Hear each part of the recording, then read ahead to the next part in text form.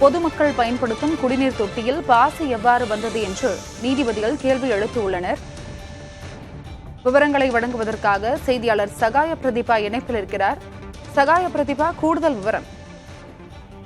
அருணா, குடிநீர் தொட்டியில் பாசி எவ்வாறு வந்தது, பொதுமக்கள் பயன்படுத்தும் குடிநீர் தொட்டிகள் இவ்வாறுதான் பராமரிக்கப்படுகின்றனவா என உயர்நீதிமன்ற மதுரை கிளை நீதிபதிகள் கேள்வி எழுப்பியிருக்கிறார்கள். புதுக்கோட்டை தங்கமுடது கிராமத்தில் மேல்நிலை நீர்த்தேக்க தொட்டியில் மாட்டுச்சாணம் கலக்கப்பட்டதாக கூறப்படும் வழக்கை வேறு விசாரணை அமைப்புக்கு மாற்றிய கோரிய வழக்கு விசாரணையின் போது நீதிபதிகள் இத்தகைய கேள்வி எழுப்பியிருக்கிறார்கள். வழக்கின் பின்னன்புறவை பார்த்தோமானால், புதுக்கோட்டை கரம்பக்குடியைச் சேர்ந்த சண்முகம் என்பவர் பொதுநல வழக்கு தாக்கல் செய்திருந்தார். அதில் புதுக்கோட்டை தங்கமுடது கிராமத்தில் கடந்த ஏப்ரல் 25 குடிநீர் மேல்நிலை நீர்த்தேக்க தொட்டியில் மாட்டுச்சாணம் கலக்கப்பட்டதாக புகார் எழுந்தது. இது தொடர்பாக புகார் எழுந்த நிலையில் புதுக்கோட்டை மாவட்ட துணை காவல் கண்காணிப்பாளரும் கந்தர்வக்கோட்டை காவல் ஆய்வாளரும் அந்த நீரின் மாதிரிகளை எடுத்து ஆய்விற்காக அனுப்பினர். புதுக்கோட்டை மாவட்டத்தை பொறுத்தவரை வன்னியின் விடுதி, அரையாப்பட்டி உள்ளிட்ட கிராமங்களில் சில தேநீர் கடைகளில் இரட்டை குவளை முறை நடைமுறையில் உள்ளது. அதோடு சில திருமண மண்டபங்களை பட்டியலினத்தைச் சேர்ந்தவர்கள் பயன்படுத்த அனுமதிக்கப்படுவதில்லை.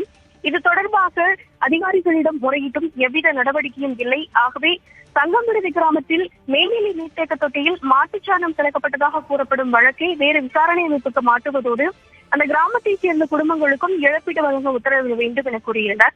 இந்த வழக்கு நீதிபதிகள் வேல்முருகன் தனபால் அமர்வில் விசாரணைக்கு வந்தது. அரசு தரப்பில் தங்கமுடது கிராமத்தில் அனைத்து சமுதாய மக்களும் ஒற்றுமையுடனேயே வாழ்ந்து வருகின்றனர்.